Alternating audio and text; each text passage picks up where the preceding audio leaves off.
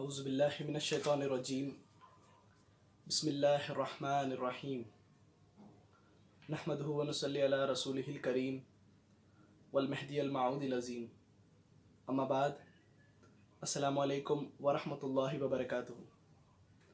جیسا کہ ہم نے حضرت سیدنا عثمان غنی رضی اللہ تعالیٰ عنہ کے سیرت مبارکہ کے پہلے ویڈیو میں آپ کے غنی ہونے کے واقعات سنے ہیں، انشاءاللہ تعالیٰ اس پارٹ 2 میں ہم آپ کے خلیفہ سوم بننے کے بعد کے واقعات پیش کریں گے۔ عمر فاروق رضی اللہ تعالیٰ عنہ نے اپنی شہادت سے قبل جن اصحاب اکرام اجمعین کے نام اگلے خلیفے کے لیے پیش کیے تھے، وہ نام حضرت سیدنا علی رضی اللہ تعالیٰ عنہ، سیدنا عثمان غنی رضی اللہ تعالیٰ عنہ، زبیر رضی اللہ تعالیٰ عنہ، طلحہ رضی اللہ تعالیٰ عنہ، عبد الرحمن بن عوف رضی اللہ تعالیٰ عنہ اور سعد بن ابی وقاص رضی اللہ تعالیٰ عنہ کے نام تھے۔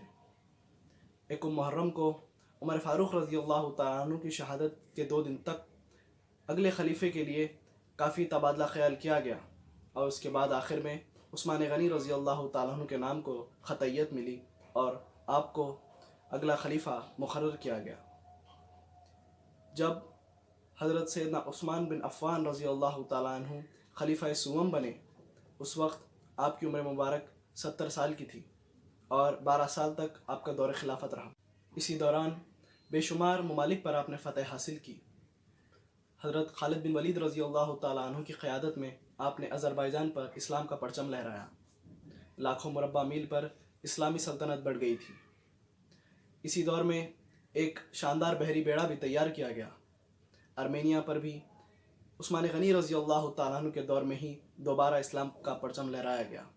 27ویں ہجری میں سعد بن ابی وقاص رضی اللہ تعالیٰ عنہ نے افریقہ پر چڑھائی کی اور وہاں پر کئی علاقوں پر آپ نے فتح حاصل کی اور اسلامی پرچم لہرایا۔ عثمان غنی رضی اللہ تعالیٰ عنہ کے دور خلافت میں 29ویں ہجری مان و فتوحات کا سیلاب لے کر آئی تھی۔ عمر فاروق رضی اللہ تعالیٰ عنہ کی شہادت کے بعد جن علاقوں میں بغاوت پیش آئی، ان علاقوں کو بھی دوبارہ اسلامی سلطنت کا اپنے حصہ بنا لیا۔ فتوحات کا سلسلہ اتنا عظیم تھا کہ اسلامی سرحدیں چین تک پہنچ گئی تھیں۔ ایک سالار عبد الرحمن بن سمرو رضی اللہ تعالیٰ عنہ نے بلوچستان تک رسائی کر لی اور اس کے ایک بڑے علاقے کو اپنے زیر قبضہ کر لیا۔ اس دور میں بلوچستان کے نام سے کوئی خطا نہیں تھا، اس کو سندھ کا ہی حصہ مانا جاتا تھا۔ ایران، افغان کے بشمول وسطی ایشیا کے بیشتر علاقے اسلامی پرچم کے زیر سایہ ہو گئے تھے۔ ایران میں آتش پرست حکمران کے زندہ ہونے کی وجہ سے ایران کے اندر اسلامی فوج کو اکثر بغاوتوں کا سامنا کرنا پڑتا تھا۔ مذکورہ آتش پرست حکمران دور عثمان غنی رضی اللہ تعالیٰ عنہ میں ایران سے فرار ہو کر مختلف علاقوں میں چھپتا پھرتا تھا اور مسلمانوں کے خلاف 2 مقامات پر بغاوت کو بھی انجام دیا تھا، مگر مسلمانوں کے سخت مقابلے نے اس کو شکست فاشت کیا اور پنچ چکی کے ایک مسلمان نے اس کو جہنم رسید کر دیا۔ یہ واقعہ خلافت کے 8ویں سال میں پیش آیا، جس کے بعد ایران میں بغاوتوں کا سلسلہ مکمل طور پر ختم ہو گیا۔ روم کے بادشاہ نے مصر اور شام پر حملے کی تیاری کر لی۔ وہ 500 جنگی جہازوں کے بحری بیڑے کے ساتھ اسلامی ساحلوں کی طرف بڑھا، مگر حق پرستوں کے زبردست مقابلے نے ان کو شکست فاش کر دیا۔ رومی فراری اختیار کرنے لگے، جن میں ان کا بادشاہ بھی شامل تھا۔ اس بحری جنگ نے مسلمانوں کی اہمیت اور قابلیت کو اجاگر کر دیا۔ عثمان غنی رضی اللہ تعالیٰ عنہ کے دور خلافت کا یہ وہ کارنامہ ہے جس کو فراموش نہیں کیا جا سکتا، اور مسلمانوں کو اس پر فخر ہونا چاہیے، کیونکہ اس جنگ میں فتح کے بعد بحر روم پر مسلمانوں کا غلبہ ہو گیا تھا۔ شام کے ولی سیدنا امیر معاویہ رضی اللہ تعالیٰ عنہ نے عثمان غنی رضی اللہ تعالیٰ عنہ کی توجہ اس جانب مبذول کروائی کہ سمندر کے راستے ہمیشہ رومیوں کے حملے کا خدشہ لاحق رہتا ہے، اسی لیے ہمارے پاس بھی ایک بحری بیڑا ہونا چاہیے۔ جس کے بعد عثمان غنی رضی اللہ تعالیٰ عنہ نے ان کو بحری بیڑا تیار کرنے کا حکم دیا، جس کے بعد انہوں نے مصر کے ولی عبداللہ بن سعد رضی اللہ تعالیٰ عنہ کے ساتھ مل کر بحری بیڑا تیار کیا۔ یہ بحری بیڑا اتنا عظیم الشان تھا کہ کئی 100 جنگی جہاز اس میں موجود تھے۔ اس کے علاوہ بحری فوج تیار کی گئی، جس کا نصف حصہ مصر کے ساحل پر اور نصف حصہ شام کے ساحل پر معمور کیا گیا۔ مسلمانوں کی بحری فوج میں اس قدر اضافہ ہونے لگا کہ دیکھتے ہی دیکھتے انہوں نے जज़ीरा ख़ब्रस पर फ़तह हासिल कर ली। उस्मान गनी रज़ी अल्लाह तआला अन्हु के दौर खिलाफत में आवाम के फ़लाह व बहबूद के बेशुमार काम सर अंजाम दिए गए, जैसे कि नजत के रास्ते में सराय की तामीर के साथ एक छोटा सा बाज़ार बनवाया और मीठे पानी का कुआं खुदवाया। बाज़ औक़ात खैबर की तरफ से सैलाब आता था, जिसको रोकने के लिए मदीने के करीब एक बांध की तामीर की गई ताकि सैलाब का पानी मदीने में दाखिल ना हो सके। नहरें खुदवाई और पानी को मोड़ने का काम करवाया गया। कूफा में मुसलमानों के लिए मेहमान खाने तामीर करवाए गए और पूरे मुल्क में घोड़ों और ऊँटों की परवरिश का बेहतरीन निज़ाम कायम किया गया। पास ही में चारागाहें और चश्मे तैयार किए गए। कई चश्मे इतने वसी थे कि एक वक्त में हज़ारों ऊँट और घोड़े वहाँ से अपना पेट भर सकते थे। इन चारागाहों की निगरानी करने वालों के लिए पास में ही मकानात तामीर करवाए गए। मदीना आने वाली तमाम सड़कों को ठीक किया गया ताकि मुसाफिरीन को किसी किस्म की कोई तकलीफ़ पेश ना आए। रास्तों पर चौकियाँ तामीर की और चश्मे तामीर करवाए। सड़कों की तामीर और दरियाओं पर पुलों की तामीर, ये तमाम उस्मान गनी रज़ी अल्लाह तआला अन्हु के दौर खिलाफत के कारनामे हैं। हर शहर में एक मस्जिद तामीर की गई और मदीने में एक बड़ा बैतुलमाल, बल्कि हर सूबे में एक बैतुलमाल कायम किया गया जो सरकारी ख़जाने थे, जिससे हकदारों को हक दिया जाता था। बेशुमार ममालिक पर फतह के बाद इस्लामी सल्तनत की आमदनी में इजाफ़ा हो गया था, जिसकी वजह से बैतुलमाल से जिन लोगों को वज़ाइफ अदा किए जाते थे उनमें 100 दिरहम का इजाफ़ा कर दिया गया। इसके अलावा माह रमज़ान में उम्मत की माओं को 2-2 दिरहम यौमिया अदा किए जाते थे और दीगर मुसलमानों को 1-1 दिरहम अदा किया जाता था। इसके अलावा ज़रूरतमंदों के लिए ताम का भी अहतमाम किया जाता था। आपसी मामलात की एकसोई और मुक़द्दमात की सुनवाई के लिए क़ाज़ियों का तक़र्रुर अमल में लाया गया था। माक़ूल तनख्वाहों के साथ आलिम लोगों को क़ाज़ी मुक़र्रर किया जाता था। इन पर कोई किस्म का दबाव नहीं डाला जाता था और कुरान और अहदीस की रोशनी में मज़कूरा क़ाज़ी फ़ैसला सुनाया करते थे। बड़े बड़े शहरों में मुफ्तियान इकराम का भी तक़र्रुर अमल में लाया गया था। अगर किसी क़ाज़ी को फ़ैसला सुनाने में मुश्किल पेश आती तो वो मुफ्ती हज़रात से फ़तवा तलब करते और रास के मुताबिक अपना फ़ैसला सुनाते थे। उस्मान गनी रज़ी अल्लाह तआला अन्हु अपने ज़ाती माल से लोगों के फ़लाह बहबूद के काम अंजाम दिया करते थे। अपनी ज़िंदगी के आखिरी अयाम तक उस्मान गनी रज़ी अल्लाह तआला अन्हु ने अपनी दौलत का एक बड़ा हिस्सा इस्लाम के लिए खर्च कर दिया। आसपास के मकानों को ख़रीद कर हरम शरीफ की आपने तोसी करवाई। मुसलमानों को कलाम पाक की एक क़िरात से जमा करने का काम उस्मान गनी रज़ी अल्लाह तआला अन्हु का है। मस्जिदों में खुशबू पर मुश्तमिल धुआं छुड़वाने का काम भी उस्मान गनी रज़ी अल्लाह तआला अन्हु के दौर खिलाफत में अंजाम दिया गया है।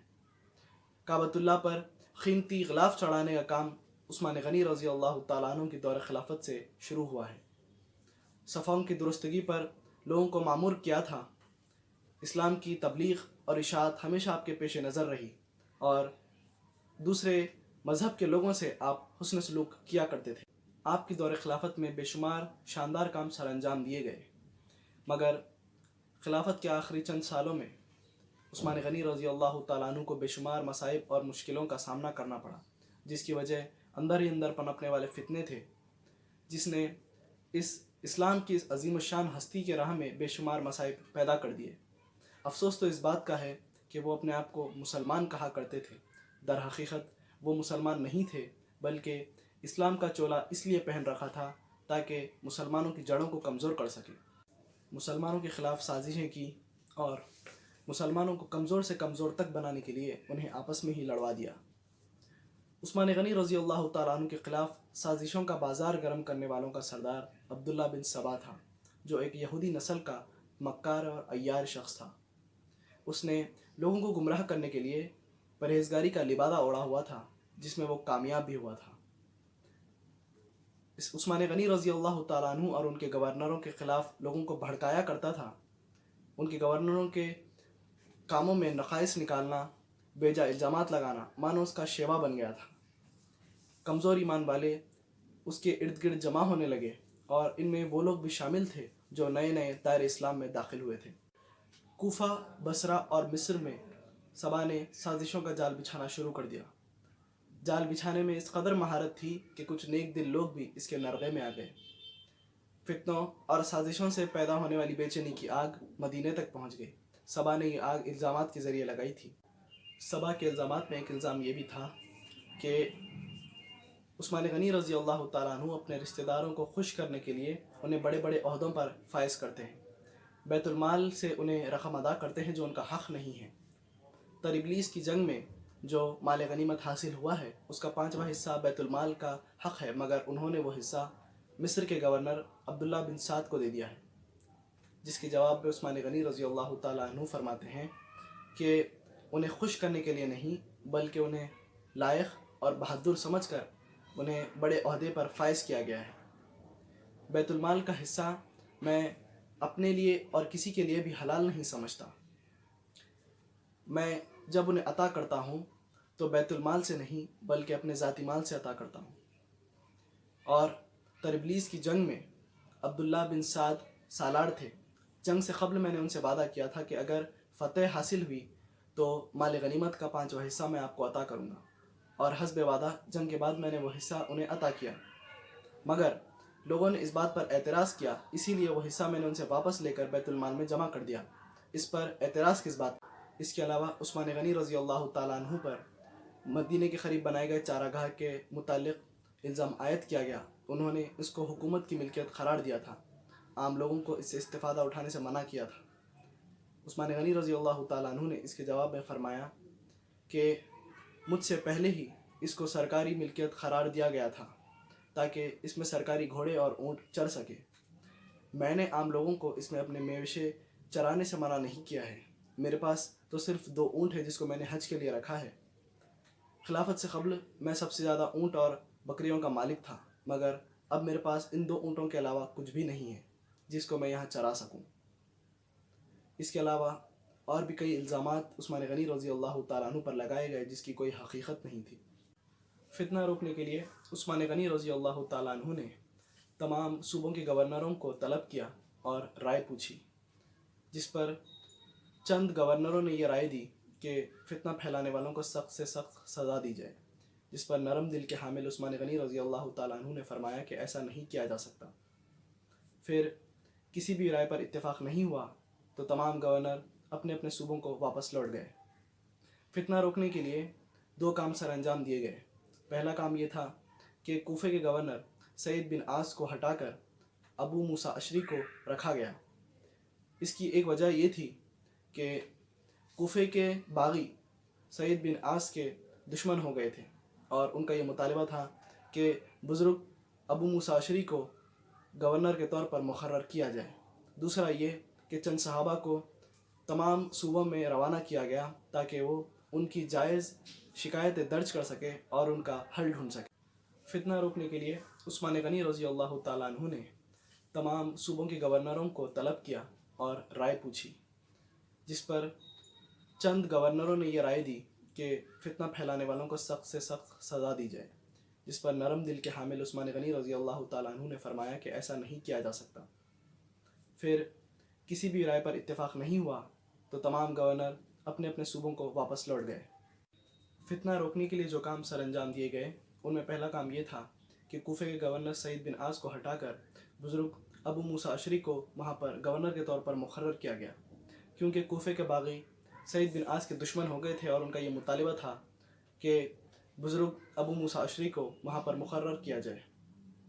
دوسرا کام یہ کہ چند صحابہ کو تمام صوبوں میں روانہ کیا گیا تاکہ وہ وہاں کے لوگوں کی جائز شکایتیں درج کر سکے اور ان کا حل ڈھونڈ سکے۔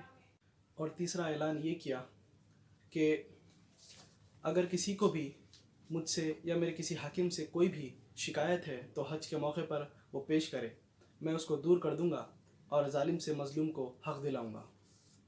ایک طرف عثمان غنی رضی اللہ تعالیٰ عنہ تمام حالات کو سدھارنے کی کوشش کر رہے تھے، تو دوسری طرف کوفہ، بصرہ اور مصر کے سازشیوں نے ایک دوسرے کو خطوط لکھے۔ وہ خطوط اس بات پر مشتمل تھے کہ کسی طرح تلوار کے زور پر عثمان غنی رضی اللہ تعالیٰ عنہ سے اپنے مطالبات منوائے جائیں، اور وہ تمام لوگ نہایت ہی خاموشی کے ساتھ مدینہ پہنچنے والے تھے، اور یہ کام بہت ہی خفیہ طریقے سے ہو رہا تھا۔ ہزاروں کی تعداد میں لوگ مدینہ پہنچے۔ شہر سے کچھ میل قبل ان لوگوں نے پڑاؤ ڈالا۔ پہلے بزرگ صحابیوں کو ان لوگوں نے اپنے ساتھ لینے کی کوشش کی، جیسے کہ علی رضی اللہ تعالیٰ عنہ، زبیر رضی اللہ تعالیٰ عنہ، سعد بن ابی وقاص رضی اللہ تعالیٰ عنہ اور طلحہ رضی اللہ تعالیٰ عنہ کو، مگر آپ تمام نے ان کے ساتھ ہونے سے انکار کر دیا۔ اس کے بعد عثمان غنی رضی اللہ تعالیٰ عنہ کی طرف سے علی رضی اللہ تعالیٰ عنہ ان سازشیوں سے بات کرنے کے لیے گئے۔ ان سازشیوں کا منہ توڑ آپ نے جواب دیا اور اس بات کا بھی یقین دلایا کہ عثمان غنی رضی اللہ تعالیٰ عنہ ان کے تمام جائز مطالبات ماننے کے لیے تیار ہیں۔ اس کے بعد وہ تمام سازشیوں نے اپنے اپنے شہروں کو واپس جانے کا ارادہ کر لیا۔ اس کو کچھ عرصہ ہی ہوا تھا کہ مدینہ کی گلیوں میں گھوڑوں کے ٹاپوں کی گونج اور فضاؤں میں انتقام انتقام کے نعرے گونجنے لگے۔ جب لوگ اپنے گھروں سے باہر نکلے تو دیکھتے ہیں کہ مصری باغی واپس لوٹ آئے ہیں۔ علی رضی اللہ تعالیٰ عنہ آگے بڑھتے ہیں اور ان تمام باغیوں سے واپسی کا سبب پوچھتے ہیں۔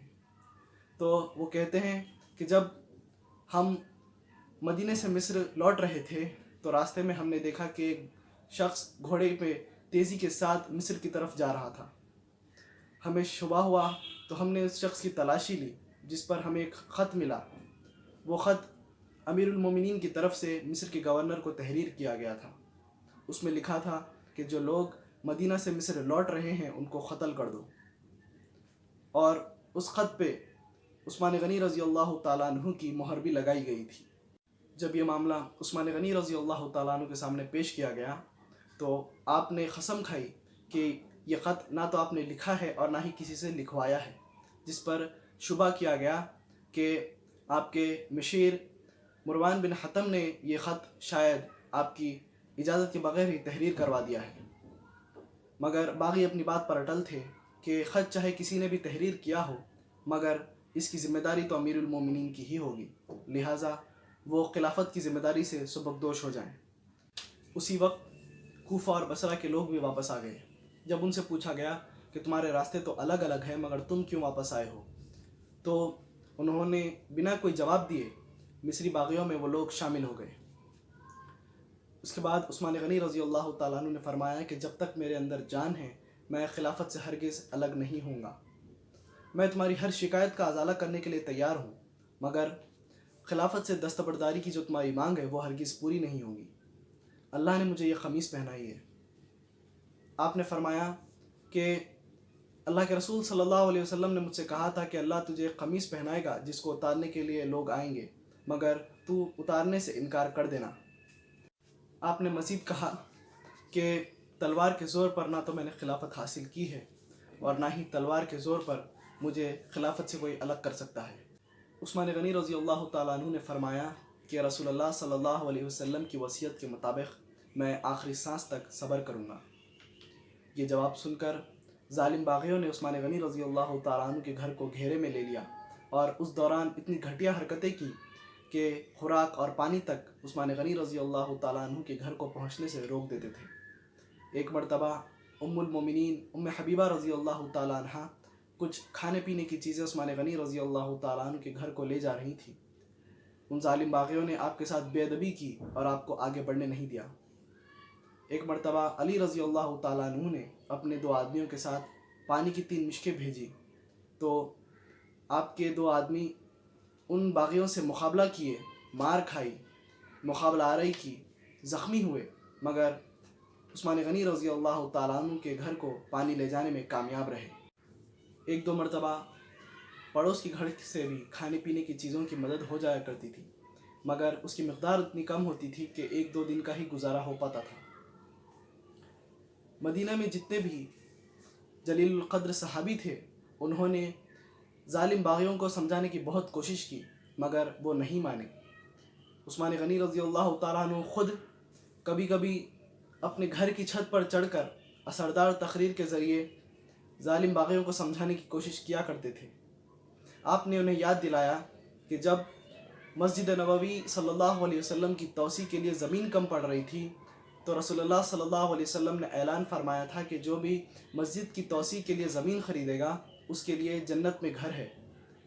کیا تم اس بات سے ناواقف ہو کہ میں نے ہی مسجد کے لیے زمین خریدی تھی اور مسجد کی توسیع کروائی تھی؟ اور آج تم مجھے اسی مسجد میں جانے سے اور نماز پڑھنے سے روک رہے ہو۔ آپ نے انہیں یاد دلایا کہ ہجرت کے وقت مدینے میں صرف ایک ہی کنواں تھا، اور رسول اللہ صلی اللہ علیہ وسلم نے اعلان فرمایا تھا کہ جو بھی مسلمانوں کے لیے یہ کنواں خریدے گا اور وقف کر دے گا اس کے لیے جنت ہے، اور میں نے ہی وہ کنواں خریدا تھا، اور آج تم لوگ مجھے اسی کنویں سے پانی لینے نہیں دے رہے ہو۔ آپ فرماتے ہیں کہ کیا تم نہیں جانتے کہ رسول اللہ صلی اللہ علیہ وسلم سے میرا کیا رشتہ تھا؟ آپ کی اس اثردار تقریر سے بھی ان ظالم پتھر دل باغیوں کو کوئی بھی اثر نہیں ہو رہا تھا۔ باغیوں نے عثمان غنی رضی اللہ تعالیٰ عنہ کے گھر آنے والے تمام راستوں پر پہرا لگا دیا تاکہ کوئی بھی ان کی مدد کے لیے نہ پہنچ سکے۔ باوجود اس کے 700 ہتھیار بند مسلمان بہادر آپ کے پاس پہنچ گئے اور باغیوں سے لڑنے کی اجازت مانگی، جس پر عثمان غنی رضی اللہ تعالیٰ عنہ نے فرمایا کہ میں تمہیں اللہ کا واسطہ دیتا ہوں، میرے لیے کوئی بھی اپنا خون نہ بہائے۔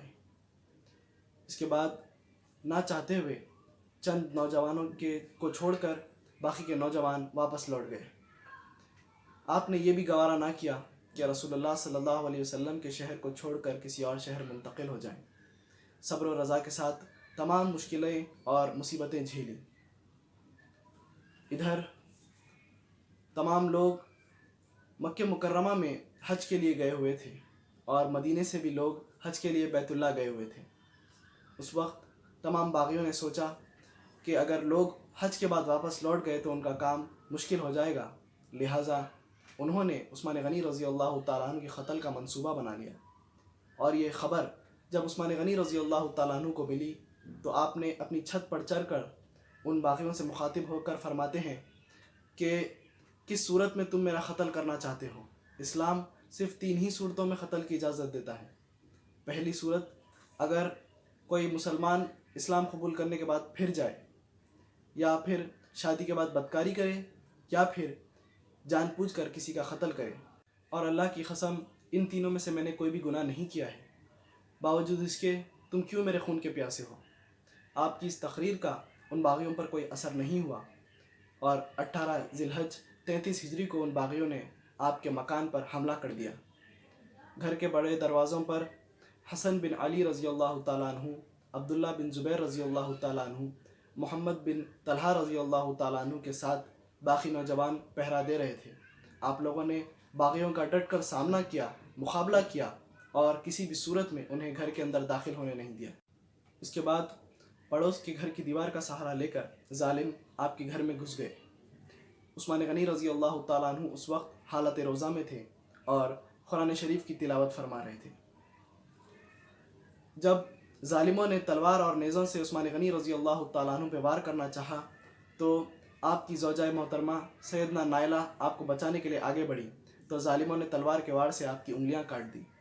ظالموں نے بزرگ شخصیت امیر المومنین عثمان غنی رضی اللہ تعالیٰ عنہ، جن کی عمر شریف اس وقت 82 سال کی تھی، وار کر کے آپ کو شہید کر دیا۔ ان للہ و انا الیہ راجعون۔ ظالموں نے اسلام کی ایک ایسی عظیم الشان شخصیت کو شہید کر دیا جنہوں نے اپنی جان بچانے کے لیے ان کا خون بہانا مناسب نہیں سمجھا۔